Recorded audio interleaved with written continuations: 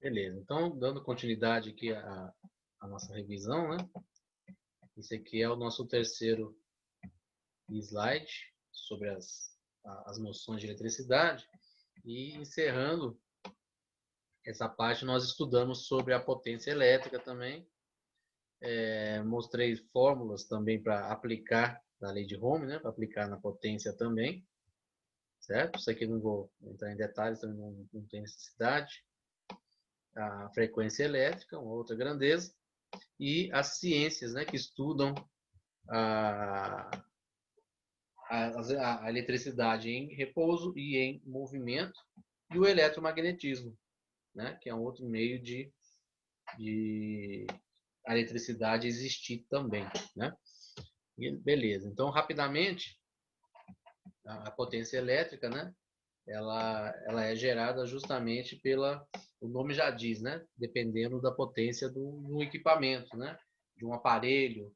Nós temos exemplos aí como o ar-condicionado, que gera grande potência elétrica, chuveiro, né, um computador mais avançado, né, no caso da nossa área, é um computador mais avançado, que vai trabalhar com recursos gráficos avançados, né, com muito processamento de dados no computador. Então, requer o quê? Um equipamento mais avançado, um equipamento mais potente.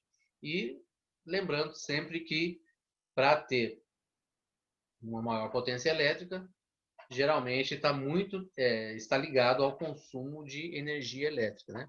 Quanto maior o consumo de energia, maior será a potência, né? E a potência, ela é justamente o quê? Ela é a energia térmica, né? Que é dissipada de um condutor. Ou seja, a resistência, ela gera a energia térmica, né? A resistência que se opõe à passagem da corrente gera a energia térmica. E essa energia térmica, ela é o quê? Ela é medida como potência elétrica. Tá? Então, aí que nós vimos toda a ligação das grandezas elétricas, né? Então, nós temos a corrente elétrica, que é a quantidade, a intensidade, o fluxo de elétrons percorrendo no condutor. A tensão é a que empurra esses elétrons pelo condutor. A resistência é aquela que se opõe à passagem da corrente, fazendo com que ela se perca, né, um pouco em forma de calor. E essa perda de corrente para uma outra forma, que é a energia térmica, é justamente a potência elétrica. Então, aí nós temos as quatro grandezas aí unidas, né, numa única passagem, que é um condutor. Beleza? E lembrando que condutor não é só o fio elétrico, o cabo elétrico, não. Condutor é tudo aquilo que a corrente elétrica é capaz de passar, né? Então vai ter todas as quatro grandezas do mesmo jeito. Beleza? Então aí nós temos o efeito Joule envolvido nessa geração, né, do watts, que é a unidade de medida da potência elétrica. Ok? Alguma dúvida aí, gente? Essa imagem aqui é perfeita, né? Dá para vocês verem aqui, ó. Então aqui nós temos a tensão empurrando a corrente, que é o ampere, né? E temos aqui a resistência aqui, ó, tentando impedir a passagem da corrente, né? Faltou só um calorzinho aqui sendo gerado, que é a potência, né? Potência elétrica. Correto? Alguma dúvida aí nas grandezas elétricas? Alguém quer fazer alguma pergunta? Tá de boa. Tranquilo? Então vamos à sequência, que são as fórmulas, né? As quatro fórmulas que acrescentou no caso da potência, mais aquelas três que a gente tinha visto lá naquela parte das três, né? Antes de aprender a potência. Então aqui, ó, a potência, quando eu quero descobrir a potência, eu posso descobrir multiplicando a corrente pela tensão, pela voltagem. Aqui, para descobrir a corrente, também eu posso descobrir dividindo potência pela tensão. Então vocês veem que tudo está interligado, né? Tudo está interligado. Aqui, ó, descobrir a tensão, basta dividir também potência por corrente. E nesse caso aqui, para descobrir potência também, eu posso pegar a tensão e elevar a 2, ou seja, o valor da tensão multiplicar por ela, né, mesmo, e dividir pela resistência. Então, são várias maneiras de a gente descobrir as grandezas entre elas, né, relacionadas entre elas. Tá? E a última grandeza que nós aprendemos foi a frequência elétrica, que ela não entra nessa lei de Ohm, ela não está interligada com as 4 grandezas, né? Mas, porém, a frequência elétrica ela está presente em nossa corrente alternada, né? Que chega em nossas casas. E também a frequência elétrica ela está muito envolvida a sinal de rede sem fio, né? Que é o Wi-Fi. Ela está ligada também a alguns componentes para medir a velocidade deles, né? Medir o processamento lá do processador, a comunicação entre os dispositivos do computador internamente é medido em megahertz, né? Ou seja, em hertz, né? Que é o valor da frequência elétrica. Então, a frequência elétrica ela é muito existente em nossas vidas, né? E ela justamente é o quê? Ela mede a quantidade de ocorrências, né? Quantidade de ocorrências de um fato. Pode ser qualquer fato. Aí mede quantas vezes é capaz de ocorrer aquele fato num determinado tempo, que é 1 segundo só. Então é um padrão, né? Então esse 1 Hz que nós temos aqui, ó, o Hz é a unidade de medida da frequência. Então é 1 segundo essa unidade de medida da frequência. É 1 Hz. Tá? Então, dando exemplo aí do processador, o processador está em torno de 3 GHz. Então, em 1 segundo, o processador é capaz de processar informações de uma só vez, né? Em 3 bilhões de informações em 1 segundo, que é o 3 GHz. Então, olha só a capacidade do processador, né? Em 1 segundo, ele consegue processar de 3 GHz, 3 bilhões de informações, medido em hertz, né? Essa velocidade do processador. E a nossa corrente elétrica, ela tem aquela oscilação, né? Aquela alternância, ela fica alternando, oscilando entre positivo e negativo, passando pelo condutor dessa forma. Ela fica girando, certo? Girando em torno, né? Girando em torno do condutor. E passando de positivo para negativo. E ela faz essa repetição aí 60 vezes em 1 segundo. A cada segundo ela repete essa oscilação, a corrente alternada, 60 vezes. Então, essa frequência elétrica é para medir, no caso da corrente elétrica, da corrente alternada, para medir a sua oscilação. Ah, mas tem importância isso? Tem. Tem porque todos os aparelhos eletrônicos eles são fabricados, né, construídos, baseados nessa frequência aí. Certo? Se eu fabricar um produto eletrônico aí que seja uma frequência elétrica de 20 Hz por segundo, ela não vai suportar a corrente elétrica de 60 Hz por segundo. Não vai bater o funcionamento, né? Então, certamente vai danificar o aparelho, o equipamento. Então, todo aparelho ele tem que ser construído, fabricado, baseado de que essa corrente elétrica nossa, ela tem essa alternância aí de 60 Hz por segundo.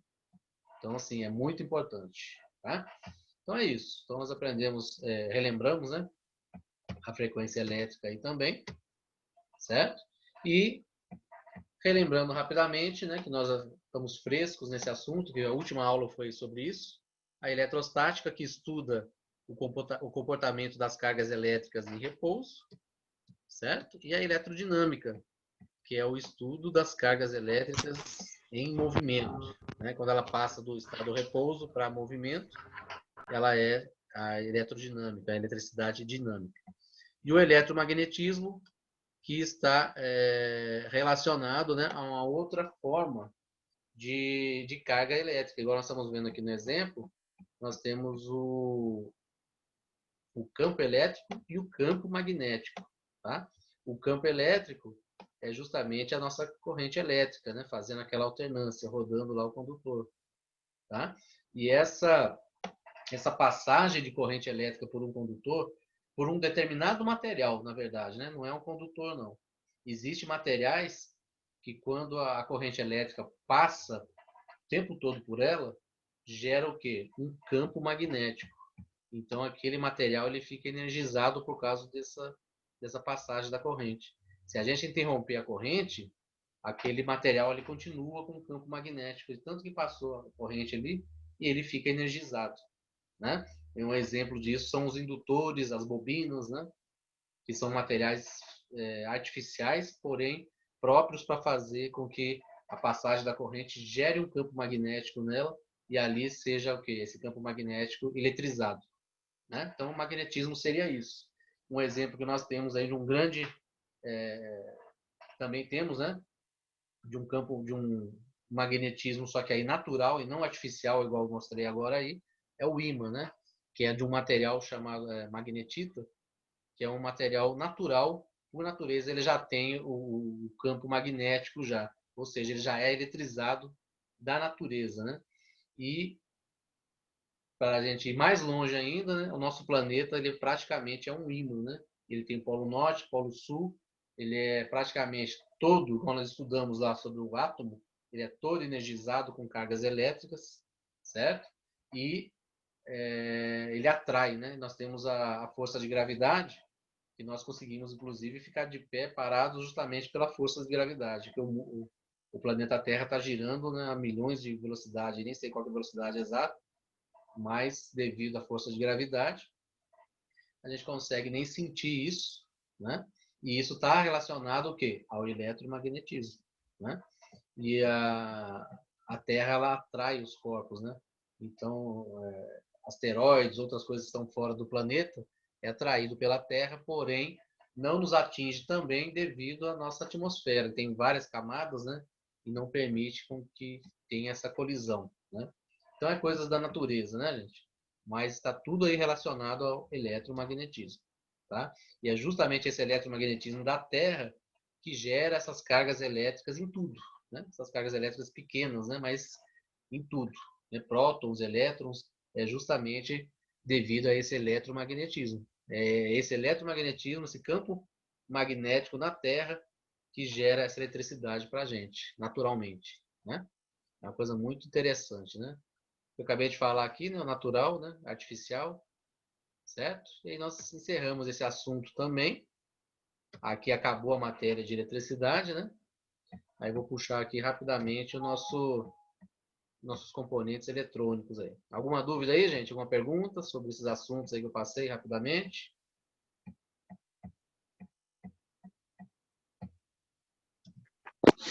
De Buda. Tranquilo?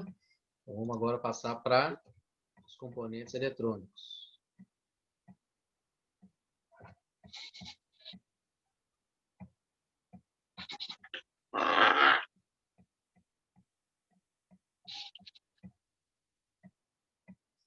Beleza? Bom, os componentes eletrônicos, é que eu vou abrir o chat aqui, se alguém quiser mandar uma mensagem no chat, né? Alguma pergunta? O chat está aberto aqui. Então, nós temos aqui na questão dos componentes eletrônicos, nós estudamos sobre resistor, varistor, capacitor, né? Então, o resistor foi um componente eletrônico que nós estudamos, que ele é utilizado bastante, né, como uma resistência mesmo, né? Ele tem um material aqui internamente que ele aumenta ainda mais a resistência da passagem da corrente, tá? Então, além do próprio condutor ter uma certa resistência, o resistor ele é propriamente um material feito para aumentar essa resistência ainda mais, né? E aí ela é, como a resistência é uma grandeza, é calculado o valor do resistor em ohms, né? A quantidade necessária para limitar o fluxo de uma corrente elétrica.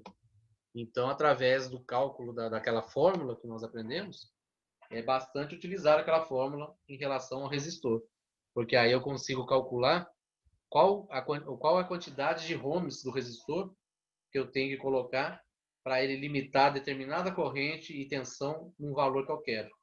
Né? Aí eu faço a fórmula, descubro qual que é, coloco um resistor naquela quantidade de ohms que faz exatamente com que uma tensão na corrente caia no valor que eu quero. Então, para isso que serve o resistor. É colocado no meio do circuito eletrônico, em pontos estratégicos, para o quê? Para limitar o fluxo da corrente elétrica. Dar uma limitada, dar uma diminuída lá naquele fluxo e na tensão também. Porque determinados componentes lá da placa-mãe não precisa usar o valor total de uma determinada corrente, de uma determinada tensão. Então, ela precisa de um valor mais baixo? Precisa. Aí eu coloco lá um resistor no meio do caminho lá para limitar e chegar a um valor mais baixo para aquele determinado componente, né? Então, o resistor é usado para isso, para fazer essa limitação, olha lá, espalhado em diversos pontos, né, dos condutores elétricos, que são essas trilhas, ó, é justamente para quando a corrente passar por ele, vai limitar ela, vai diminuir bastante ela para dar continuidade na outra parte, né? Então, os resistores são usados para isso. Porque o valor da tensão, lá na placa-mãe, chega a um valor padrão, né? 3, 5 e 12. E esses resistores aí vão controlando, né? Diminuindo, colocando nos valores que cada componente lá precisa, né? É muito bem feito, é muito bem planejado, né? Além do resistor, a gente falou também sobre resistores axiais e o SMD, que é a mesma coisa, né? Porém, um é a evolução do outro, né? Aqui, ó.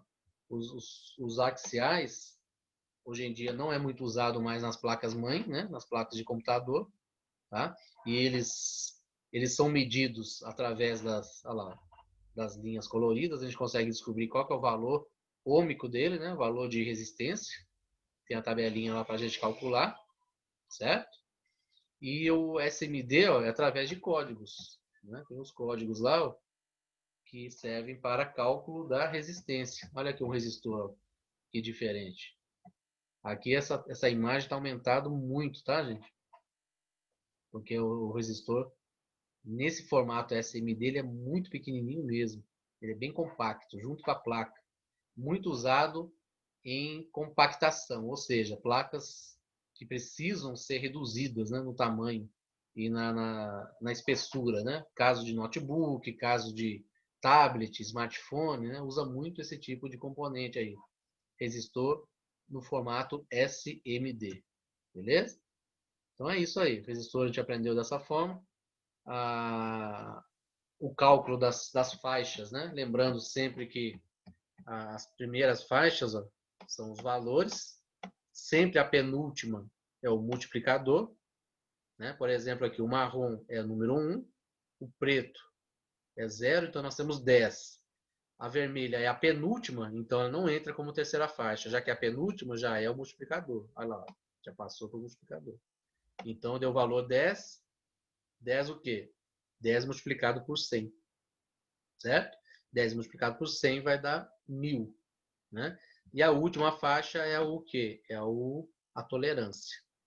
Então, a tolerância está de 5%, a cor dourada, né? Ou 5%. E o 10 vezes 100 do vermelho deu 1000. Aqui está 1.0 kiloohms. Esse K aqui representa o 1000. Para não ter que colocar 1.000 ohms, então aí passa para kiloohms, megaohms, né? Igual nós temos em outras unidades de medida.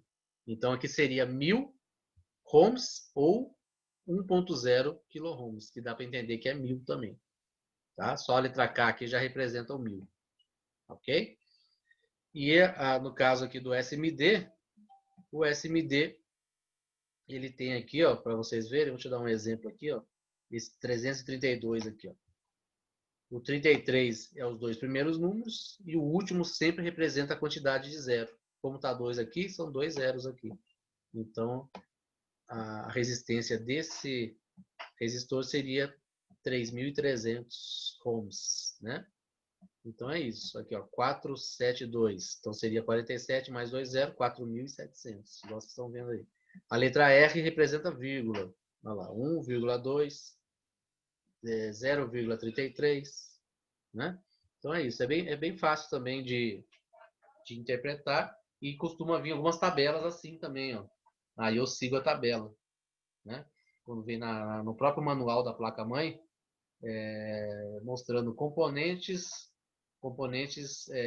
de resistência SMD. Aí mostra a tabela lá, né? Como que eu vou interpretar. Por exemplo, aqui, ó, 23A.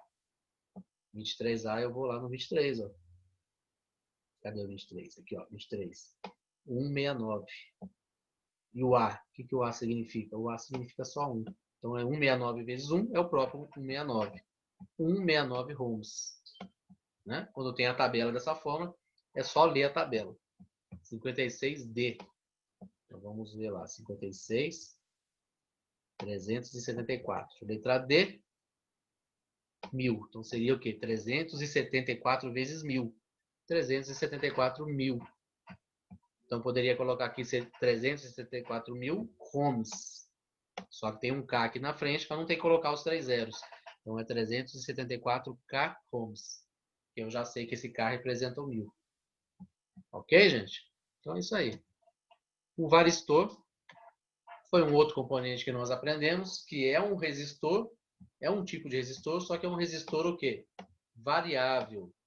Resistor variável. Ele vai variar dependendo do que, gente? Dependendo da voltagem. Então, ele é um tipo de resistor, esse varistor aí, que ele depende da tensão que vai passar por ele. Olha lá, o varistor varia a resistência conforme a tensão que vai passar por ele. Ou seja, o que acontece? Ele é um protetor do circuito eletrônico. Vocês lembram disso que eu falei com vocês? Ele é um protetor. A tensão passou do normal, ele impede a passagem da tensão para o circuito eletrônico. Ele faz com que passe por ele e volte. Ele abre, né? Ele abre a passagem por ele, faz com que ela volte para o...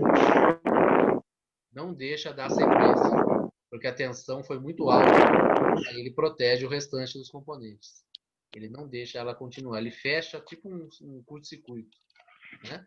Ele fecha um curto lá que ele impede a continuação da corrente, da tensão, e joga de volta, né, para o fusível. E aí o fusível que se vire com a tensão, né? Na verdade, o fusível não vai aguentar, ele vai romper e vai tudo parar.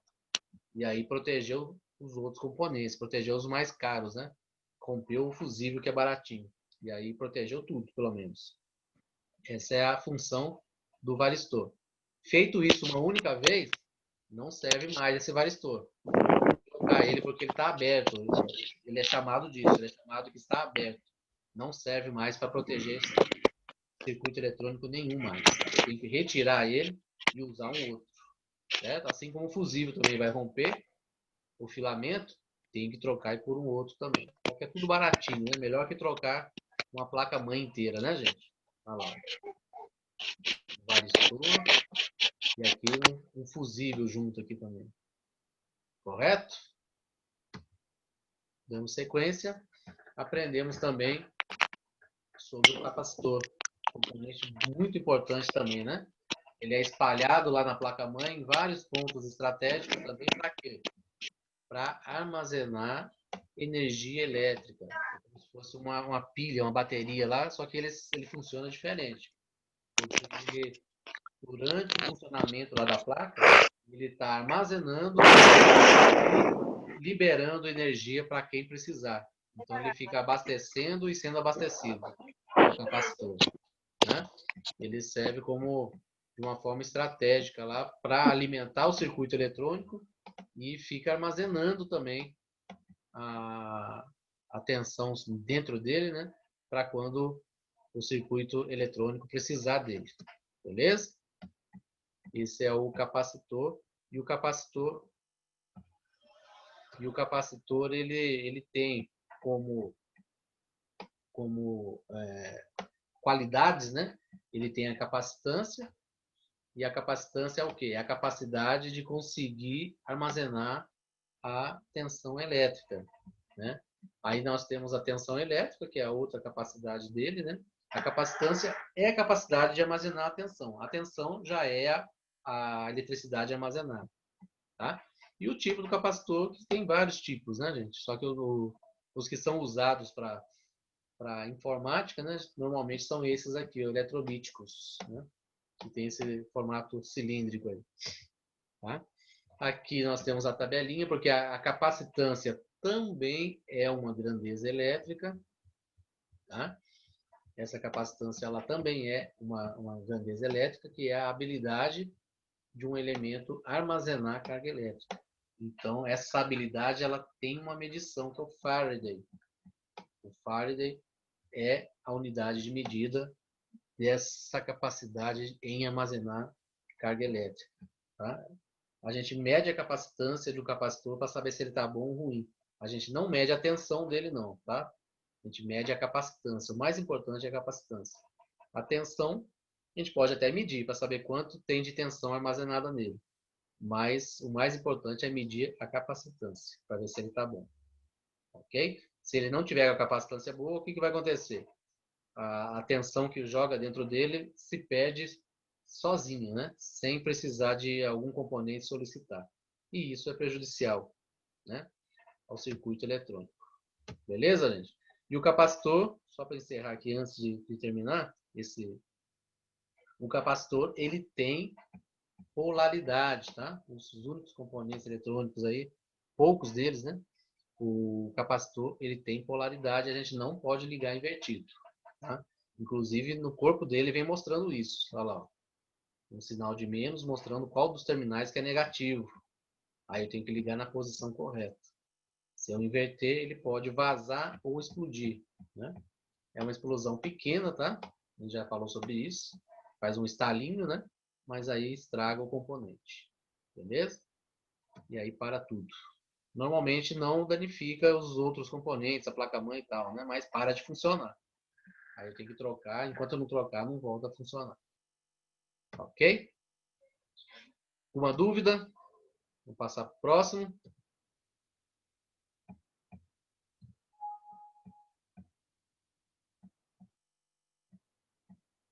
Vou puxar o próximo slide aqui.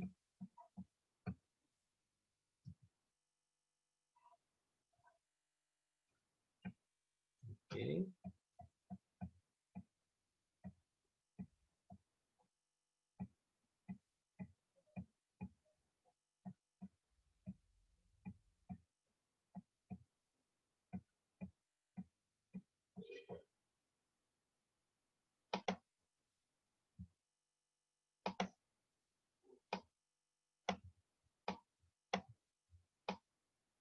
Beleza. Bom, no outro, dando continuação aos componentes eletrônicos, a gente falou sobre o fusível, regulador de tensão e diodo, né? Desses componentes, o fusível justamente é o componente que acompanha lá o varistor, né, que nós acabamos de falar, e o fusível só tem essa finalidade, né? A corrente passa lá por ele, ele sempre está no meio da passagem da corrente, corrente e tensão, né, que estão juntas, e quando o varistor passa por um valor alto, ele abre e faz retornar essa corrente, né, essa tensão em corrente para o fusível ele tem um limite de resistência, né? Ele tem um limite de resistência, ele vai esquentar lá o seu filamento, ele não vai resistir, né? A potência, o calor que vai gerar não vai resistir, ele vai o quê? Vai derreter esse filamento e derretendo ele rompe o filamento e para tudo, né, gente? Para tudo, porque justamente o que ocorreu? Ocorreu a sobrecorrente, né? E aí, isso aí é uma forma de proteger o circuito eletrônico. Então, o varistor e o fusível, né, são os componentes que protegem circuitos eletrônicos. Olha lá, o filamento interno dele é bem fininho, né? E tem uma liga metálica lá que ela suporta de acordo com a de fabricação. Ele tem uma certa resistência, uma certa amperagem que pode passar ali. Passou dessa amperagem, calculado também através daquela fórmula, gente. Até uma certa determinada número de amperagem dele, ele resiste. Passou desse valor, ele vai começar a esquentar muito, né? A resistência dele não vai aguentar e a potência que vai gerar, o calor que vai gerar, vai fazer com que esse filamento seja rompido.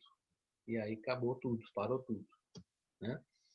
Falamos também sobre esse conjunto de componentes. Isso aqui é importantíssimo, né? Isso aqui está relacionado diretamente à tensão elétrica que chega na placa-mãe. Já é a tensão elétrica contínua já, tá? Então, esses reguladores de tensão, eles trabalham com tensão elétrica? Trabalham, mas já a contínua.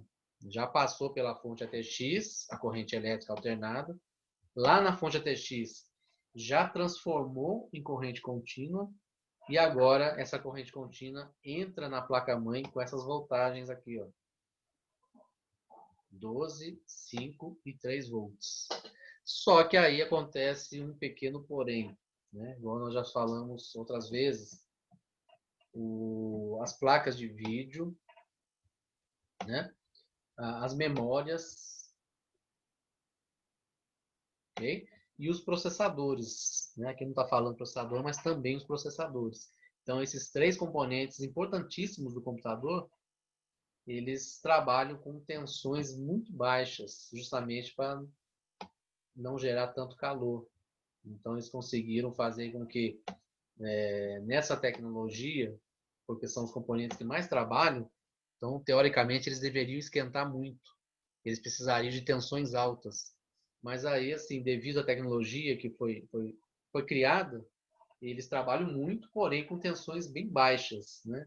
Ou seja, existem recursos lá que fazem com que divida bastante as atividades, as tarefas, e essas tensões sejam baixas para esses componentes não esquentarem muito.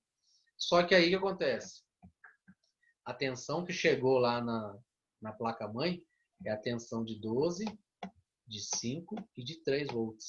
Aí que entra o regulador de tensão, né? O regulador de tensão tem essa tarefa em receber a tensão de 12, ou 5 ou 3 volts e transformar ela, ou seja, retificar. Só que na verdade não vai mudar a corrente é a mesma. É contínua para contínua, tá? Ele simplesmente vai gerar um valor mais baixo. Recebe 12 volts, por exemplo, e deixa passar só 1.8, tá? Então, a importância deles é essa. O processador tem o regulador de tensão próximo, memória costuma ter e a placa de vídeo também costuma ter. Vamos ver lá? Aqui, ó. Aqui é o socket do processador, né? Regulador de tensão aqui do lado. Ó. Como que eu sei? São as bobinas, capacitores e os MOSFETs aqui deitados aqui, ó. Então, esse aí é o regulador de tensão do processador. Certamente chega lá, tem uma conexão da fonte aqui, ó, exclusiva para o processador. Vai chegar ali 5 volts ou 3 volts. Normalmente ali é 3 volts. Chegou ali 3 volts, o que vai acontecer? Esses 3 volts vem aqui para os reguladores de tensão, vai transformar em 1,5. Não é que vai transformar, né? Ele recebe o 3 volts e aí o MOSFET ele vai chavear. Ou seja, ele pega os 3 volts e fica chaveando ali para deixar passar só 1.8, 1.5, que seja. E aí chega essa tensão para o processador certinho que ele precisa. E assim acontece com os outros aqui, ó.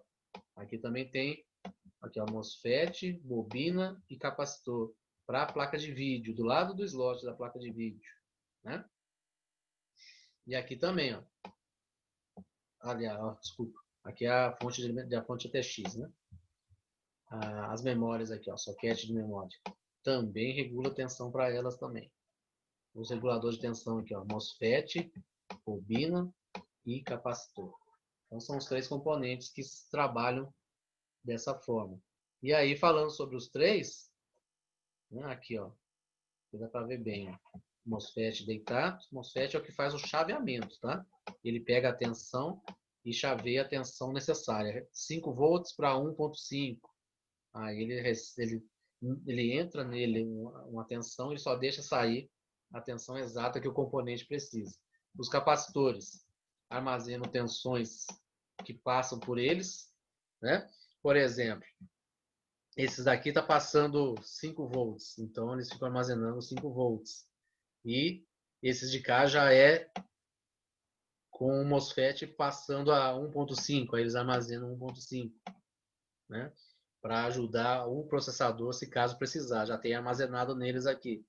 A bobina tem um material indutor, ela sofre a passagem da tensão também, normalmente pode ser a de 1.5 também, e cria um campo magnético, ela fica energizada com 1.5 lá que está passando por ela.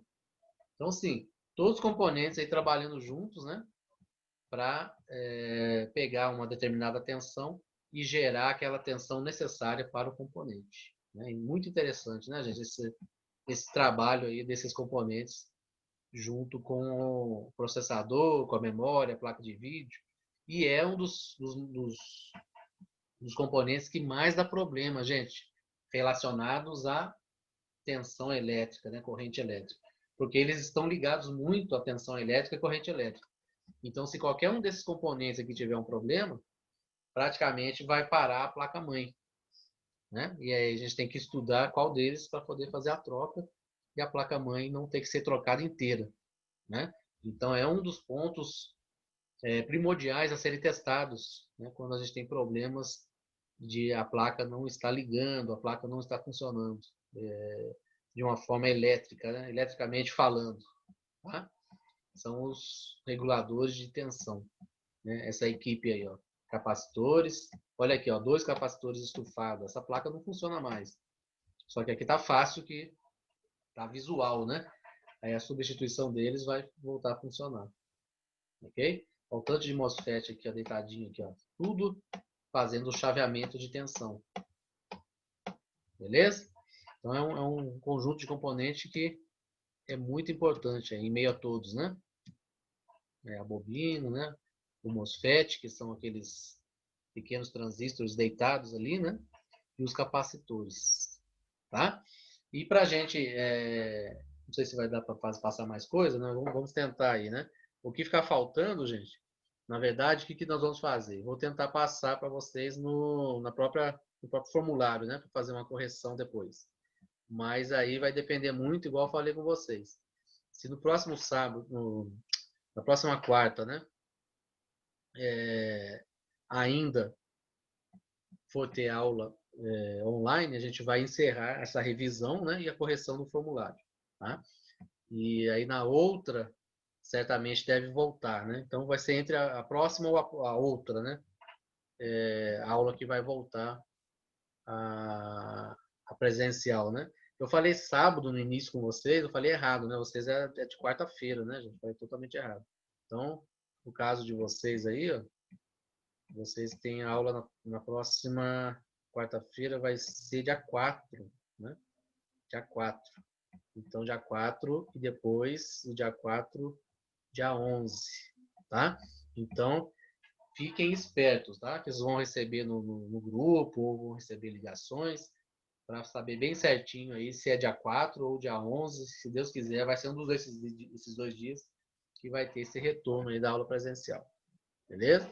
Mas enquanto não tiver esse retorno, aí a gente vai acabando essa revisão aí para o retorno já voltar, né?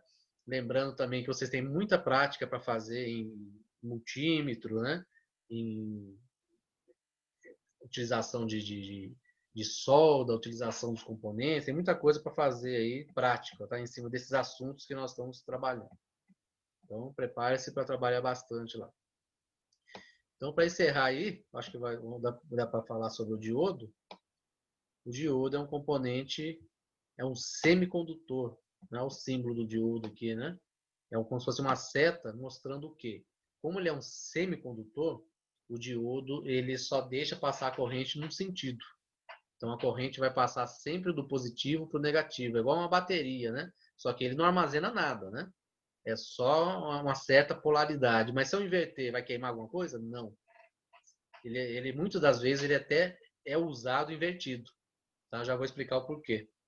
Então, o diodo ele é um semicondutor e esse semicondutor ele faz o quê? Passa a corrente num único sentido, do positivo para o negativo, né? E aí nós temos, utilizando os diodos, nós temos monitores e telas de celulares que são em LED. O LED ele é um diodo. Então essas telas de LED são milhares de diodos, bem pequenininhos, são diodos emissores de luz, tá? Que o diodo emissor de luz, só de encostar ele numa polaridade certa lá, ele acende, sem bateria, sem nada, só a corrente passando por ele, ele acende. Então, por isso que é usado como monitor de LED, né? Tela de LED, certo? Outra utilização do diodo é justamente aquela retificação, como eu tenho aqui explicando, Não tem não.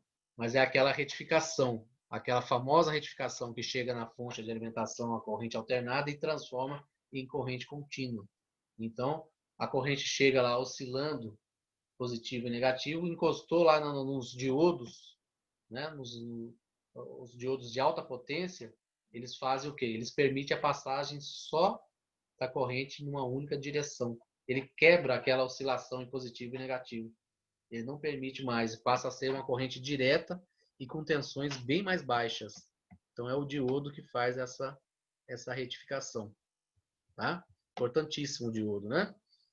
E outra coisa é justamente o que eu acabei de falar. No meio do circuito eletrônico, na placa-mãe, existem determinados pontos lá das trilhas, né? Que eu quero impedir a passagem de corrente. Aí o que é feito? É ligado um diodo invertido. O que vai acontecer? A corrente vai chegar nele lá, não tem passagem, não passa. Se eu ligar ela do negativo para o positivo. Quando a corrente bater aqui, ó, ela está passando por aqui, na trilha. Bateu aqui, ela não tem passagem. Ela está impedida. Então, é bastante utilizado o diodo como também para parar a passagem de corrente em determinados pontos e outros para permitir a passagem. Então, o diodo ele é usado de diversas formas, tá, gente? Muitas formas ele é utilizado, inclusive naquele esquema lá do MOSFET lá, né? O MOSFET internamente ele tem 2 a 3 diodos internamente fazendo aquele trabalho de chaveamento, certo? Então o diodo ele é muito utilizado. E aí, o que me mostra o diodo, a passagem da corrente, igual vocês estão vendo aqui na imagem, é isso daqui, ó. Aqui é o anodo e aqui é o catodo. Esse é o sentido certo da passagem. Ao contrário, não passa. Como que eu sei? Aqui, ó. Essa manchinha cinza está indicando a posição que ele vai, a direção certa que vai a corrente. Se eu colocar ele invertido, eu praticamente coloco uma porta, né, impedindo a passagem da corrente. Ok, gente? Tranquilo todo mundo aí? Alguma dúvida? Então a gente vai encerrar aqui hoje, mas aí nós temos ainda mais um slide de componente eletrônico e depois os slides lá da parte de manutenção já, né? Que nós já vimos. Se der, a gente vai fazer a revisão também. Tá bom? Alguma dúvida aqui nessa parte? Tranquilo, todo mundo? De boa. Tranquilo? Então, guardem bem essa gravação desse vídeo, tá? Vou mandar lá no grupo. Esse vídeo aí de revisão é bom vocês assistirem antes de ir para a primeira aula presencial, tá? Isso aí é interessante esse vídeo aí, uma revisão geral aí. Beleza? Beleza. Um bom final de semana a todos aí. E até a próxima, então, tá, gente? A gente vai comunicando vocês, então, tá? Na quarta-feira, se vai ser online, se vai ser presencial, ou quando que foi decidido, se vai ser dia 4, dia 11 mesmo.